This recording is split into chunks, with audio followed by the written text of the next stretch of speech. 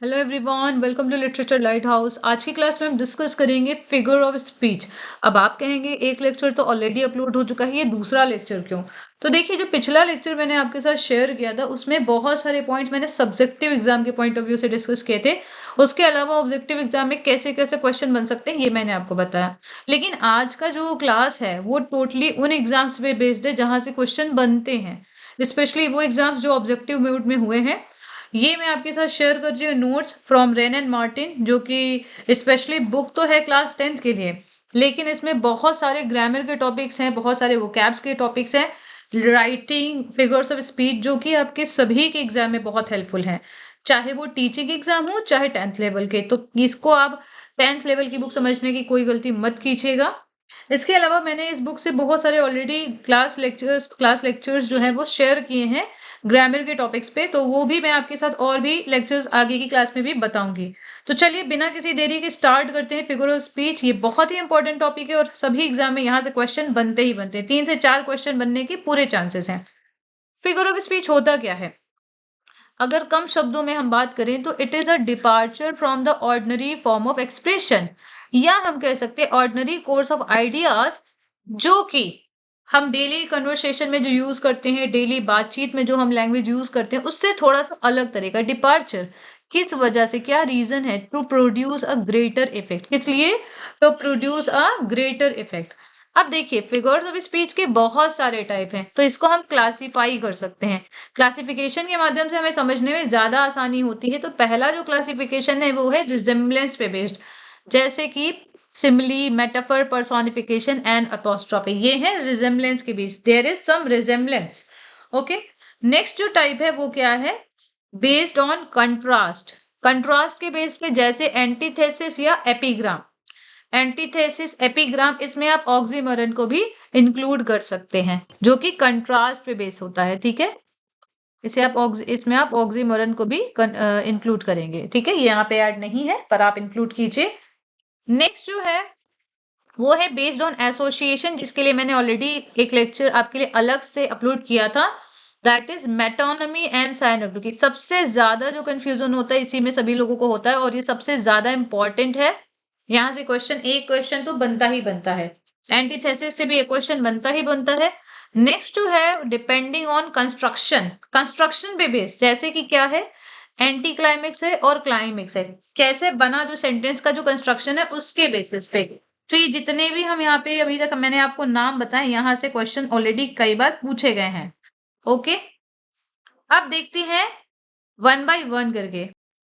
सबसे पहले हम पढ़ते हैं सिमली। सिमली एक ऐसा फिगर ऑफ स्पीच है, इसके अलावा एलिट्रेशन, ये दो फिगर ऑफ स्पीच ऐसे हैं जो आपको एंशियंट पोइट्री में भी काफी ज्यादा मिलेंगे।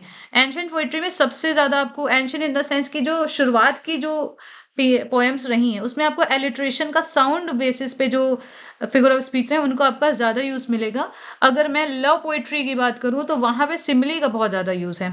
तो सिमली की डेफिनेशन देखते हैं।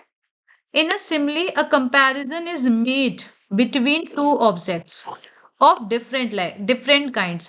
देखिए, दो ऑब्जेक्ट होंगे, अलग अलग तरीके के ऑब्जेक्ट होंगे, दो अलग काइंड्स के, लेकिन they should have how ever at least one point in common. उनमें एक पॉइंट तो कॉमन होगा। ठीक है, सिमली एक ऐसा फिगर ऑफ स्पीच है जिसमें कुछ ऐसे वर्ड्स जैसे कि एज, लाइक, सो, इन सभी वर्ड्स का आप यूज करते हैं। कैसे? एज, सो, लाइक वर्ड्स का आप यूज करते हैं सिमिली में। तो ये पहचान हो गई कि आप कैसे पहचानेंगे सिमिली को।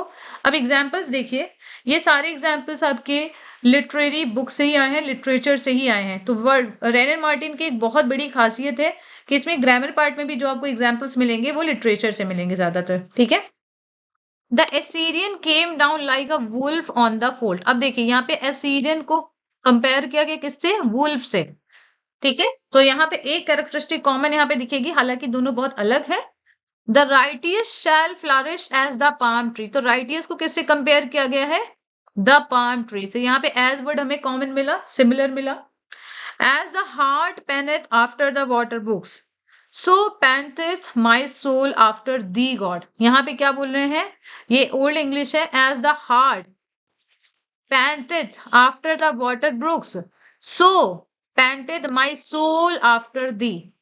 ठीक है, जैसे कि वाटर ब्रुक्स के पास जो हार्ट है वो पैंट करने लगता है, हाँफने लगता है, ऐसे ही आपके सामने ओ लॉर्ड आपके सामने आके मेरा जो सोल है, मेरी जो सोल है वो भी पैंट करने लगती है, ठीक है? तो ये जो पैंटेड वर्ड है ये सब ओल्ड इंग्लिश में आपको मिलेंगे, जो मॉडर्न इंग्लिश है उसमें इन सभी वर्ड्स का नहीं यूज़ मिलेगा। तो यहाँ पे देखिए कंपैरिज़न देखिए आपको दिख रहा है एज़ और सो का यूज़ किया गया है इसलिए यहाँ पे सिमिली है। ओके, नेक्स्ट एग्जांपल देखिए, words are like leaves and where they most abound much fruit of sense beneath is rarely found. तो देखिए ये नेक्स्ट एग्जांपल है जहां पे हमने कंपेयर किया है वर्ड्स को किसकी जैसे, लीव के जैसे। तो यहाँ पे लाइक आ गया है, words are compared with leaves. Okay, next देखते हैं, how far that tree that little candle throws his beams so shines a good deed in a naughty world. तो यहाँ पे देखिए जो लिटिल कैंडल है उसको कंपेयर किया गया है एक गुड डीड से। सो यहाँ पे आया है वर्ड, यहाँ पे बोला गया कि जैसे जो छोटी सी कैंडल है वो अपनी रोशनी बिखेरती है चाहे जितनी भी छोटी क्यों ना हो, वैसे ही इस नॉटी वर्ड्स में जो हमारे अच्छे डीड है वो भी शाइन करते हैं। राइट, तो यहाँ पे गुड डीड से कंपेयर किया गया है लिटिल कैंडल से। ठीक है, सो वर्ड यूज हुआ है। Life is as tedious as a twice told tale vexing the dull ear of a drowsy man. बहुत इंपॉर्टेंट लाइन्स हैं, कहाँ की आप बताएंगे। लाइफ इज एज टीडियस, तो यहाँ पे एज वर्ड आया है ट्वाइस टोल्ड टेल से, तो यहाँ पे दोनों में एक सिमिलरिटी क्या है, टीडियस। टीडियस मतलब क्या होता है, टायर्सम। जैसे कि एक ड्राउजी मैन के डल एयर को एक ट्वाइस टोल्ड टेल मतलब एक बार दो बार बताई गई जो कहानी होती है वो वैक्स करती, वो परेशान करती, पजल करती, टीडियस होती है, उतनी हमारी लाइफ भी टीडियस होती, थकाऊ होती है। ठीक है, thou soul was like a star and dwelt apart. बताइए कहाँ से लाइन आई है, विलियम वर्ड्सवर्थ की लाइन है। And thou hadst a voice whose sound was like the sea. तो यहाँ पे दो कंपैरिजन आपको देखने को मिलेगा, एक तो दाई सोल और फिर इसको सोल को किससे कंपेयर किया गया है, स्टार से। ओके, और यहाँ पे वॉइस, वॉइस की बात हुई, thou had a voice who sound was like the sea. तो देखिए साउंड को किससे कंपेयर किया गया है, सी से। जो वॉइस का जो साउंड है वो सी के साउंड जैसा था। तो ये टू मिल्टन की लाइन है, आपको पता ही होगा, लंदन 1802 बाय विलियम वर्ड्सवर्थ, बहुत इंपॉर्टेंट पोएम है। नेक्स्ट जो आ रहा है लाइंस, लारी लाइंस, वो कहाँ से आ रही है देखिए, O my love is like a red red rose, love is like a red red rose. यहाँ पे लाइक वर्ड आया है, लव को कंपेयर किया है रेड रेड रोज से, that is newly sprung in June. बहुत अच्छा ये सॉन्ग है इस पे भी, और ये रॉबर्ट बर्न्स की पोएम है। ठीक है, रॉबर्ट बर्न्स जो कि स्कॉटलैंड के थे उनकी ये पोएम है। यहाँ पे देखिए लाइफ को जैसे ट्वाइस टोल्ड टेल से कंपेयर किया गया है, सेम एज लव को कंपेयर किया है एक रेड रोज से। ठीक है, कई बार ये लाइन एग्जाम में भी पूछी गई है कि कहाँ की लाइन्स हैं और किसने किसने लिखी है। O my love is like the melody that sweetly played in tune. तो यहाँ पे देखिए लव को किससे कंपेयर किया गया है, मेलोडी से, जिसको स्वीटली प्ले किया गया है ट्यून में। एक ऐसे रोज से कंपेयर किया गया है जो नया ही नया अभी स्प्रिंग हुआ है, उगा है जून में। ठीक है, तो ये कुछ अच्छे एग्जाम्पल्स थे, best, one of the best examples I can say simile के थे, और इसलिए मैंने आपके साथ ये बुक शेयर करी है क्योंकि बहुत अच्छे आपको एग्जाम्पल्स यहाँ पे मिलेंगे और यहाँ से पूछे भी जाते हैं। The following are some common simile और ऑफ एवरीडे स्पीच। देखिए कुछ कॉमन सिमली भी हम देखते हैं, जैसे कि mad as a March hare, ये एक कॉमन सिमली है, हम कन्वर्सेशन में भी इसको यूज करते हैं। As proud as a peacock, तो ये तो बहुत ज्यादा कॉमन है। ठीक है, as proud as a peacock, as bold as brass. ठीक है, as tough as leather, as clear as crystal, crystal clear कई बार बोला जाता है ना। As good as gold, as old as the hills, as cucu sorry cool as a cucumber. Cucumber की spelling कई बार पूछी जाती है एग्जाम में। ठीक है, तो ये कुछ एग्जाम्पल्स थे और बहुत अच्छे एग्जाम्पल है। अब नोट देखिए, a comparison of two thing of the same kind is not a simile. देखिए यहाँ पे हमने क्या देखा कि टू ऑब्जेक्ट्स होंगे लेकिन डिफरेंट काइंड के होंगे। अगर सेम काइंड के हों, उनमें कंपैरिजन हो, तो कोई सिमिली नहीं होगा। जैसे एक व्यक्ति की दूसरे व्यक्ति से आप कंपेयर करो तो वो सिमिली नहीं होता है, तो ये आपको याद रखना है। नेक्स्ट जो हम फिगर ऑफ स्पीच डिस्कस करेंगे वो है मेटाफर। आज हम सारे फिगर ऑफ स्पीच डिस्कस नहीं करेंगे, कुछ इंपॉर्टेंट ही डिस्कस करेंगे जो शुरुआत में, क्योंकि लेक्चर बहुत लेंदी हो जाएगा, तो इसे हम 2 पार्ट में आपके साथ डिस्कस करेंगे और उसके बाद एक्सरसाइज भी आपको मिलेगी। बहुत सारी एक्सरसाइज मिलेगी, यूथ की एक्सरसाइज मिलेगी, रेन एंड मार्टिन की मिलेगी, तो आपका एक कंप्लीट पैकेज हो जाएगा फिगर ऑफ स्पीच पे, और आप सभी के लिए बहुत हेल्पफुल होगा। आंसर राइटिंग के लिए और एमसीक्यू टाइप वाले आंसर के लिए भी हेल्पफुल है। अब मेटाफर इज इम्प्लाइड सिमिली। अब देखिए यहाँ से आपके स्टेटमेंट वाइज भी क्वेश्चन एग्जाम में बनते हैं, आपको उसमें चूज करना होता है करेक्ट स्टेटमेंट। तो मेटाफर जो है वो इम्प्लाइड सिमिली होता है, मतलब कि उसमें सिमिली जो है होता है वो हिडन होता है या सजेस्टेड होता है। एक ही अंतर होता है मेटाफर और सिमिली में, वो क्या है कि इसमें it does not like the simile state that one thing is like another और वन एक्ट्स एज अनदर। जैसे कि सिमिली में हम क्या देखते हैं, हम ये बता दें कि एक चीज दूसरी जैसे है या दूसरे के जैसे एक्ट करता है, लेकिन यहाँ पे उस चीज को फॉर ग्रांटेड लेता है एंड प्रोसीड करता है। ऐसे प्रोसीड करता है जैसे कि दो थिंग्स कोई अलग अलग चीजें नहीं बल्कि एक ही जैसे हो। जैसे हम अभी एग्जाम्पल के माध्यम से समझते हैं, जैसे सिमिली में क्या होता है, he fought like a lion. क्या देखते, he fought like a lion, कि वो शेर जैसे लड़ा। ये हो गया सिमिली। लेकिन अगर हमें मेटाफर का यूज करना है तो हम क्या लिखेंगे, he was a lion in the fight. वो फाइट में एक लायन था, ये नहीं बोलेंगे लायन की जैसे वो लड़ा। तो ये यहाँ पे हमने लाइक एज सो वर्ड हटा दिया, तो ये क्या हो गया, सिमिली हो गया। अब यहाँ पे कुछ कॉमन सिमिली के सॉरी मेटाफर के एग्जाम्पल देखते हैं। लाइक लगेगा तो सिमिली होगा, और अगर लाइक हट जाएगा तो मेटाफर हो जाएगा, इसलिए मेटाफर को इम्प्लाइड सिमिली बोला गया है। एक मेटाफर से हम सिमिली बना सकते हैं, ये आपको याद रखना है। जैसे देखिए, the camel is the ship of the desert. क्या है, the camel is the ship of the desert. तो ये बहुत इंपॉर्टेंट और मोस्ट स्पोकन मेटाफर है। कैमल को बोला जाता है शिप ऑफ द डेजर्ट, क्योंकि ये डेजर्ट में बहुत तेजी से भाग सकता है। Life is a dream. The news was dagger to my heart. Dagger मतलब क्या होता है, खंजर। Revenge is a kind of wild justice. Revenge is a kind of wild justice. ये सभी मेटाफर के एग्जाम्पल है। अगर हम इसमें एज सो लाइक यूज कर दे, जैसे कि यहाँ पे अगर हम लिख दें, life is like a dream, क्या लिख दें हम, life is like a dream, तो ये क्या हो गया, अब यहाँ पे सिमिली हो गया, राइट। अब हमने देखा यहाँ पे सिमिली यूज हो गया। सेम एज हम रिवेंज के बाद revenge is a kind, revenge is like कर दें, revenge is like a kind of wild justice, तो ये क्या हो जाएगा, सिमिली।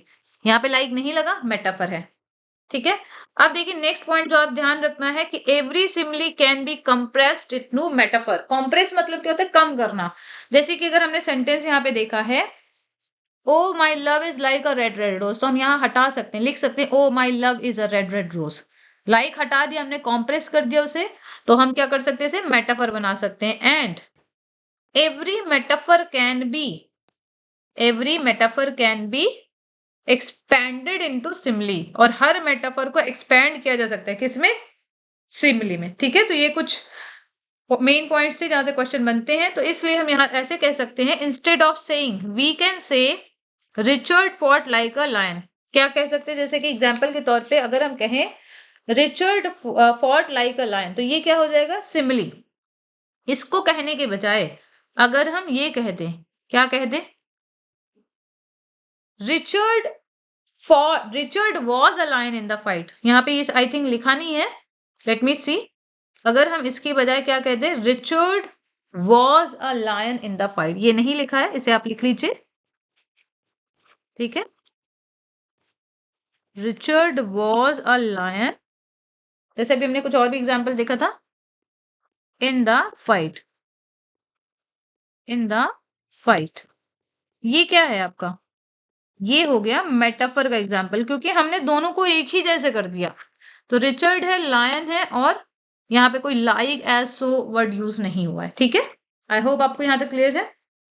अब देखते हैं कुछ नेक्स्ट एग्जाम्पल देखते हैं हम। Instead of saying similarly, instead of saying similarly, ये कहने के बजाय, क्या कहने के बजाय, the camel is the ship of the desert. ये कहने के बजाय अगर हम the camel is the ship of desert, जो कि मेटाफर का एग्जाम्पल है, हम इसे एक्सपैंड कर सकते हैं। कैसे, हम लिख सकते हैं, as a ship is used for crossing the ocean, as a ship is used for crossing the ocean।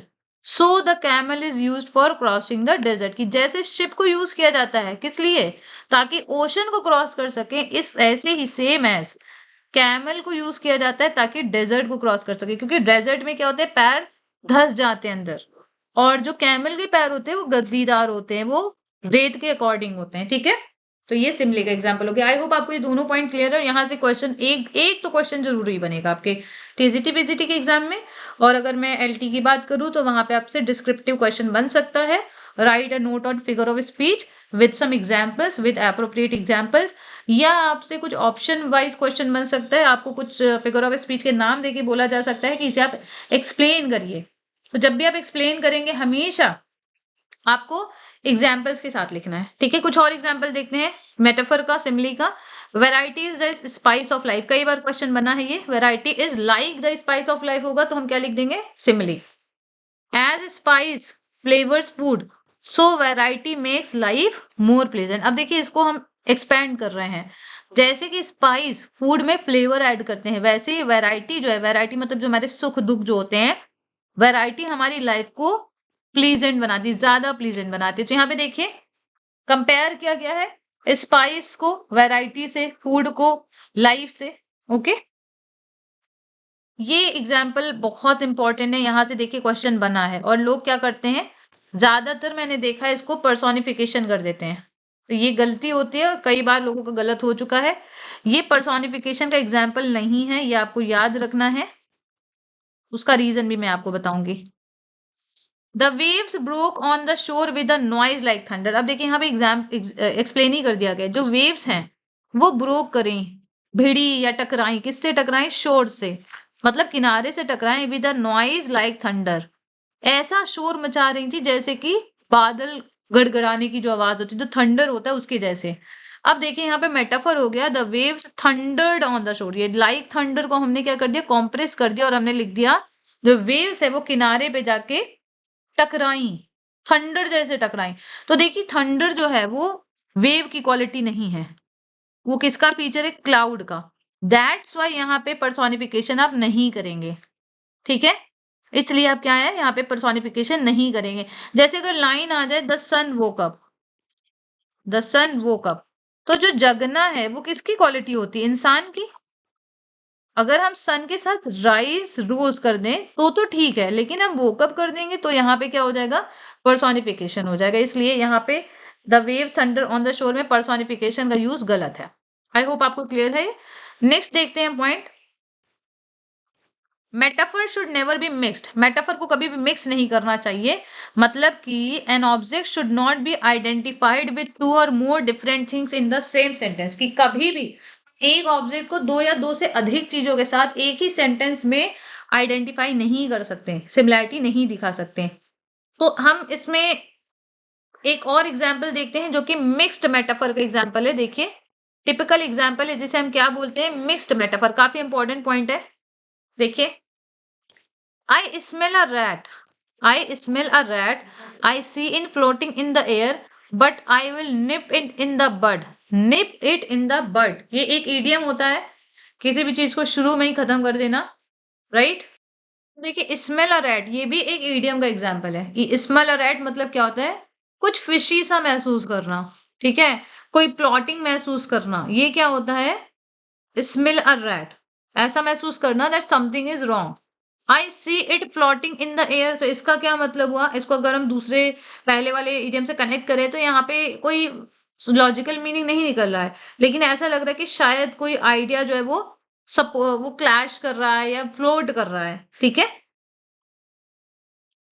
अब देखिए यहाँ पे हम देखते हैं निप in the bud, nib in the बड का मतलब क्या होता है, टू स्टॉप अ प्रॉब्लम और situation at an early stage before it can develop further, इससे पहले कि कोई प्रॉब्लम आगे बढ़े इसको शुरुआत में ही खत्म कर देना।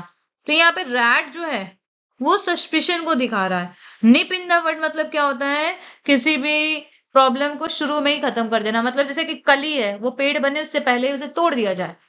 तो ये देखिए अगर आप देखें तो ये इनएप्रोप्रिएट सा दिख रहा है, सारी चीजें इलॉजिकल और अनरिलेटेड दिख रही हैं। तो ये एक मिक्स्ड मेटाफर का एग्जांपल है, इसीलिए बोला गया है कि कोई भी एक ऑब्जेक्ट को दो या दो से ज्यादा चीजों से सेम सेंटेंस में नहीं आइडेंटिफाई करना चाहिए, ठीक है। अब देखते हैं हम और कुछ फिगर ऑफ स्पीच जो है पर्सोनिफिकेशन। पर्सोनिफिकेशन क्या होता है? एक ऐसा फिगर ऑफ स्पीच जिसमें इनएनिमेट ऑब्जेक्ट्स या abstract notions are spoken of as having life and intelligence. Inanimate क्या होता है? Non living, non living. और अब्स्ट्रैक्ट क्या होता है? That can not been seen. ऐसी चीजें जिसे हम देख नहीं सकते या हम कह सकते हैं जिन्हें हम टच नहीं कर सकते, जो सेंसरी एक्सपीरियंस से जो परे होती हैं। ओके, तो जैसे देखते हैं in section strength that a be frowned, strength that a be frowned.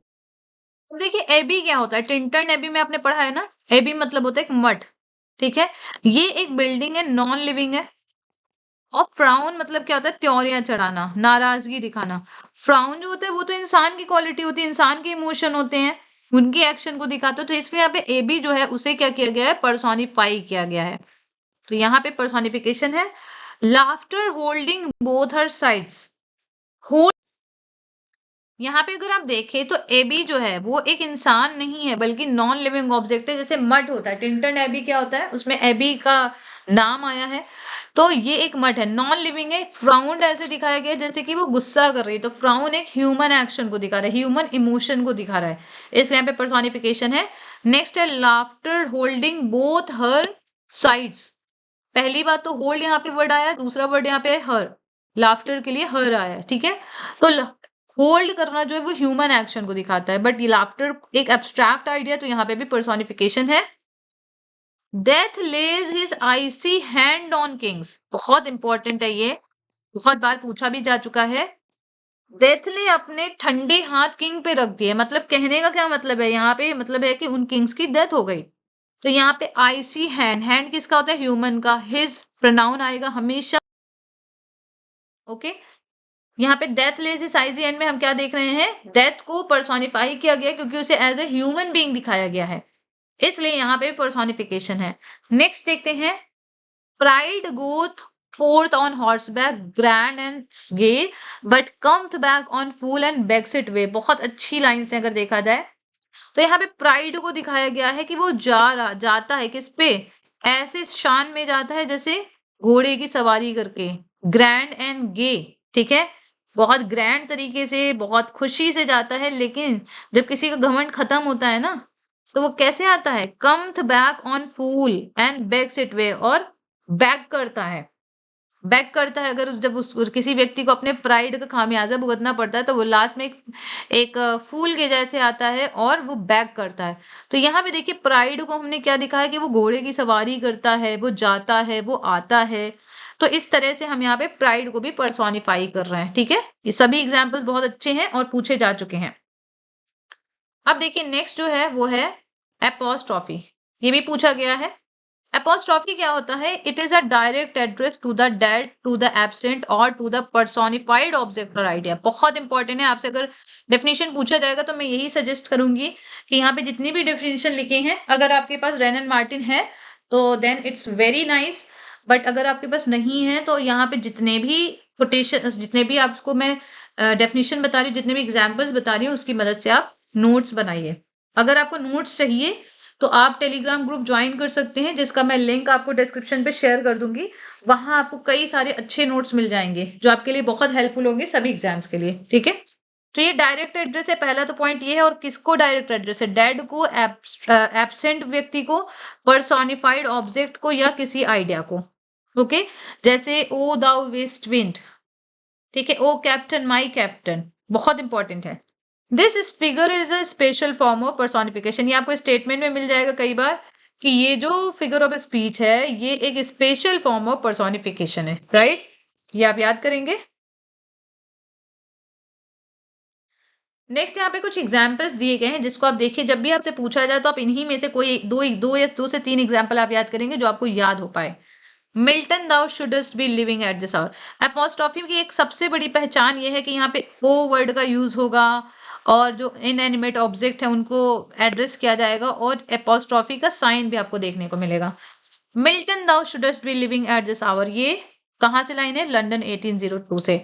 O friend I know which way I must look for comfort, I know not which way I must look for comfort. तो यहाँ पे जो friend है वो absent है। Okay, friend क्या है, absent है। Roll on thou deep and dark blue ocean roll, यहाँ पे ब्लू ओशन रोल को, ओशन को एड्रेस किया गया है। O death where is thy strength, O grave where is thy victory. बहुत अच्छी लाइंस हैं। ओके, जो भी लिटरेचर के स्टूडेंट्स हैं उन्हें ये सारी लाइंस लिटरेचर में भी मिली ही होंगी। Okay, O liberty what crimes have been committed in thy name. Liberty क्या है, क्या लिबर्टी कोई जीवित इंसान है? नहीं, उसके लिए दाई वर्ड भी आया, दाई मतलब यू, तो ये भी एपोस्ट्रॉफी है और ये स्पेशल टाइप ऑफ पर्सोनिफिकेशन है, मैंने आपको बताया। यहाँ पे एब्स्ट्रैक्ट आइडियाज को, इनएनिमेट ऑब्जेक्ट को हम ऐसे दिखा रहे हैं जैसे कि वो एक लिविंग पर्सन है। Wave Munich, all thy banners wave and charge with all thy chivalry. Chivalry human की कैरेक्टरिस्टिक है, जैसे जो आप मिडीवल एज में देखें तो शिवैलरिक रोमांस देखने को मिलता है, नाइट, ठीक है, आइडियल जेंटलमैन का कॉन्सेप्ट देखने को मिलता है। तो म्यूनिक जो कि जगह है, उसके लिए दाई वर्ड हमें देखने को मिल रहा है और उसे एड्रेस किया जा रहा है। O judgement thou are fled to brutish beast, thou word आया है, ओ जजमेंट एड्रेस किया जा रहा है। O solitude where are thy charms that sages have seen in thy face. तो यहाँ पे भी हम क्या देख रहे हैं, एपोस्ट्रॉफी का यूज हुआ है। तो बहुत बढ़िया एग्जाम्पल्स हैं, यहाँ से आप सभी एग्जाम्पल्स को ऐड करेंगे। हाइपरबली, इसको बहुत लोग हाइपर बोल बोलते हैं, तो देखिए हाइपर बोल नहीं बोलेंगे आप, हाइपरबली बोलेंगे, नहीं तो आपका मजाक उड़ा दिया जाएगा अगर आप इस तरह किसी के सामने बोलेंगे। तो मैंने भी सीखा ही है, ठीक है। In hyperbole a statement is made emphatic by over statement. देखिए ओवर स्टेटमेंट की सहायता से, ओवर स्टेटमेंट के जरिए हम एम्फेसिस करते हैं किसी भी स्टेटमेंट पे। तो बहुत सारे आपको एग्जाम्पल्स मिलेंगे और यहाँ पे बहुत अच्छे एग्जाम्पल्स हैं। पहला एक एग्जाम्पल है हैमलेट, सॉरी मैकबेथ से लिया गया, देखते हैं। लेडी मैकबेथ की लाइंस हैं, ठीक है, आपको लेडी मैकबेथ की लाइंस मिलेंगी और जो भी लेडी मैकबेथ का कैरेक्टर लिखेंगे इन लाइंस को जरूर इंक्लूड करेंगे एलटी ग्रेड मेंस में। Here is the smell of blood still. देखिए उन्हें, उनके हाथों में ब्लड है नहीं पर उन्हें दिख रहा है, क्यों? क्योंकि डंकन का मर्डर किया गया है ना, और उन्हें क्या लग रहा है, उनके हाथों में खून के निशान। क्या कह रही वो, all the perfumes of Arabia will not sweet in this little hand. बहुत इंपॉर्टेंट है। ओके, तो यहाँ पे एग्जैजरेट किया गया कि अरेबिया के सारे परफ्यूम्स भी मिलके इस हाथ की जो स्मेल है, ब्लड की जो स्मेल है इस हाथ में, उसको हटा नहीं सकती। Why man if the rivers were dry, river were dry, river were यहाँ पे क्यों है, वॉस क्यों नहीं है? क्योंकि यहाँ पे इफ है। जब भी आप कंडीशनल सेंटेंस देखते हैं, इफ आई कुछ ऐसी सिचुएशन के बारे में बताया जाए जो कि नेक्स्ट टू इम्पॉसिबल है ना, इमेजिनेशन में ही कोई बात की जा रही, जैसे काश मैं राजा होता, काश में बर्ड होती, कुछ ऐसे वर्ड्स, तो यहाँ पे वर का यूज होता है। I am able to fill it with tears, क्या कह रहे हैं कि अगर रिवर सूख गई होती तो मैं इसे अपने आंसुओं से भर देता। तो क्या किसी रिवर को कोई आंसुओं से भर सकता है? बताइए। ऐसा नहीं बोलते कि उसने तो टब भर के रो गया, वो इतना रोया कि पूरी नदी भर गई, नदी जितना वो रो डाला। तो ये सब क्या होता है, हाइपरबोलिक एग्जाम्पल है। अब नेक्स्ट लाइन जो कि बहुत इंपॉर्टेंट है, हैमलेट की है। ओ हैमलेट, गर्ट्रूड बोल रही है, इनकी माँ बोल रही है, जब हैमलेट गर्ट्रूड से मिलते हैं और बहुत ज्यादा उन्हें हर्ट करने वाली बातें बोलते हैं, तो O Hamlet thou has cleft my heart in twain, तुमने मेरे सीने के दो टुकड़े कर दिए, तुमने मेरे हार्ट के दो टुकड़े कर दिए। अब देखिए बहुत लोग हर्ट पढ़ते हैं इसे, तो हर्ट देखिए ये होता है, और ये HEART क्या होता है, हार्ट, ये आपको याद रखना है दोनों को, दोनों का प्रोनाउंसिएशन। ट्वेन मतलब क्या होता है, दो टुकड़ों में, क्लेफ्ट, ठीक है। तो ये बहुत इंपॉर्टेंट है, जब भी आप हैमलेट का अगर क्वेश्चन लिखेंगे या आपको कोई लाइन मिलेगी तो ये आपको पहचाननी है। तो क्या हार्ट के दो टुकड़े हो सकते हैं, बताइए? फिजिकली तो देखिए नहीं हो सकते दो टुकड़े, राइट। ओके, नेक्स्ट एग्जांपल देखते हैं। आई होप कि आप इस क्लास को बहुत एंजॉय कर रहे हैं, बहुत अच्छे अच्छे आपको एग्जांपल्स मिल रहे हैं। तो ये जो लाइंस आ रही है यहाँ पे, surely never lighted on this ऑर्ब, ये लाइन आती है एडमंड बर्ग के एक फिलोसॉफिकल टेक्स्ट है, आप सबको पता ही होगा उसका नाम, क्योंकि एग्जाम में वही पूछी ही जाती है। 1790 में एक बुक आती है जिसका नाम था reflections on the revolution in France. क्या नाम था, मैं लिख दे रही हूँ, ये नेट वालों के लिए भी काफी हेल्पफुल है। Reflections on the revolution in France, ठीक है। France, right. इसको थोड़ा-सा आप अवॉइड करिएगा, पेन है क्योंकि कई बार ना सही से चलता नहीं है। ओके, तो 1791 में 1790 में पोएम ये वर्क आता है और इसी की कोटेशंस यहाँ पे ली गई हैं। यहाँ पे फ्रेंच रिवॉल्यूशन और मोनार्की के बारे में बता रहे हैं, उसके बारे में लिख रहे हैं और क्वीन है यहाँ की मैरी एंटोइनटी, ठीक है? इनके बारे में वो बता रहे हैं, उनको बहुत ही रोमांटिसाइज़्ड और चिवैलरस लैंग्वेज में वो लिखते हैं और यहाँ पे लैमेंट कर रहे हैं किसके ऊपर? फ्रेंच मोनार्की के ऊपर। वो इस बात पे लैमेंट कर रहे हैं कि अब चिवैलरी की ग्रेस की एज खत्म हो चुकी है और उन्होंने ऐसा डिलाइटमेंट विज़न कभी देखा ही नहीं था, ठीक है? यहाँ पे देखिए a more delightful vision than Marie Antoinette. तो यहाँ पे ये इसलिए बोल रहे हैं क्योंकि never lighted on this orb which she hardly seem to touch. तो यहाँ पे इन्होंने जो क्वीन है, उनको बहुत ज़्यादा एम्फसाइज़ के बहुत ज़्यादा एक्ज़ैजरेटेड फॉर्म में तारीफ़ कर दी है। इसलिए यहाँ पे हाइपरबोली है। ठीक है? आई लव्ड ऑफेलिया नेक्स्ट जो है बहुत इंपॉर्टेंट है, ये कहाँ से आया है? हैमलेट से ही लिया गया है। जब ऑफेलिया की डेथ हो जाती है, ऑफेलिया की फ्यूनरल पे ये स्पीच हो रहा है और आपको एक्ट पता होना चाहिए, कई बार एक्ट पूछा जाता है एग्जाम में। एक्ट 5 सीन 1 है। कह रहे हैं हेमलेट आई लव्ड ऑफेलिया टॉर्न 10,000 है यहाँ पे, सॉरी टॉर्न नहीं है, 10,000 ब्रदर्स। आई थिंक 10,000 ब्रदर है या 40,000, लेट मी चेक। 40,000 है, सॉरी। ओके, इसे आप करेक्ट करिए।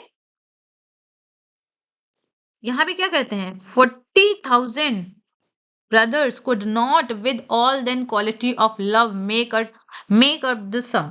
इनका कहना है कि मैं ओफिलिया से इतना लव करता था जितना कि उसके 40,000 ब्रदर भी मिला के नहीं कर सकते। तो क्या ये पॉसिबल है? 40,000 तो एक बहुत बड़ा नंबर हो गया। तो ये यहाँ पे भी एग्जैजरेशन आपको देखने को मिल रहा है।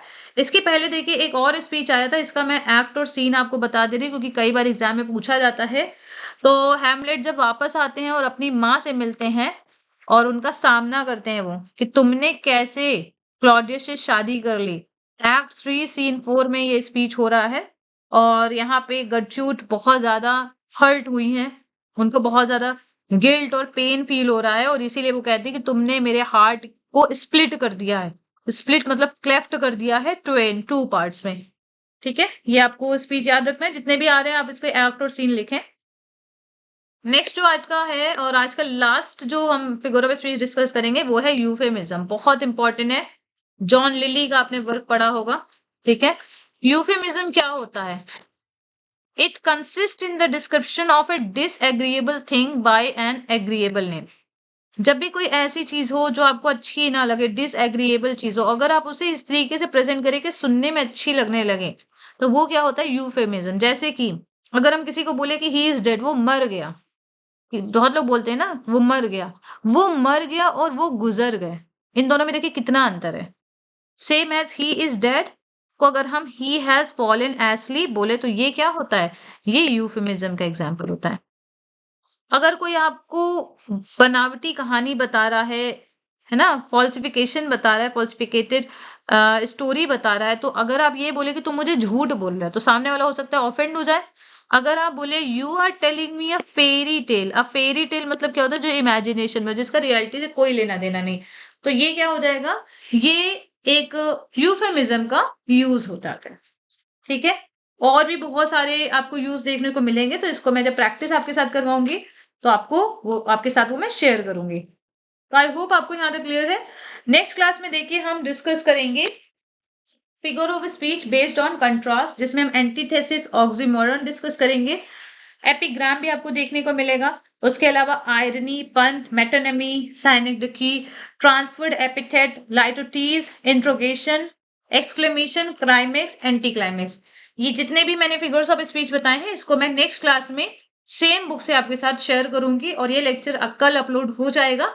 इसके बाद हम यूथ से प्रैक्टिस करेंगे। मैंने देखिए डायरेक्ट यूथ से प्रैक्टिस स्टार्ट नहीं करी है, उसकी वजह यही है कि आप में से बहुत सारे लोग हैं, बहुत सारे स्कॉलर्स हैं, जिनको अभी भी कई फिगर्स ऑफ स्पीच में कंफ्यूजन होता है या डाउट्स होते हैं।